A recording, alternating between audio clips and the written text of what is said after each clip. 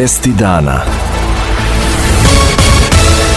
25. novembar, Međunarodni dan borbe protiv nasilja nad ženama, u Lazarevcu je obeležen simbolično u skladu sa uslovima u kojima trenutno živimo. U glavnoj Lazarevačkoj ulici predstavnici gradske opštine Lazarevac u saradnji sa udruženjem Žuko delili su prolaznicima torbe, letke i maske. O značaju ove teme i na koji način će biti obeležen ovaj dan pričao je član veća opštine Lazarevac Nikola Marinković. Gradska opština Lazarevac i Savet za rodnu ravnopravnost i ove godine se uključuju u akciju 16 dana aktivizma.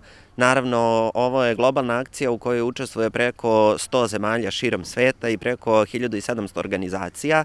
Nama je velika čast i zadovoljstvo da po ko zna koju godinu zajedno sa ženskim udruženjem Kolubarskog okruga ove godine zajedno sprovedemo akciju 16 dana aktivizma. Sam početak akcije se vezuje za 25. novembar, a završava 10. decembra, danom međunarodnih ljudskih prava. Ono što je značajno ove godine, imamo jedan mali poklon za sve naše sugrađane i ovaj dan smo namenili samim sugrađankama da ih osnažimo kako bi mogle da prijave nasilje.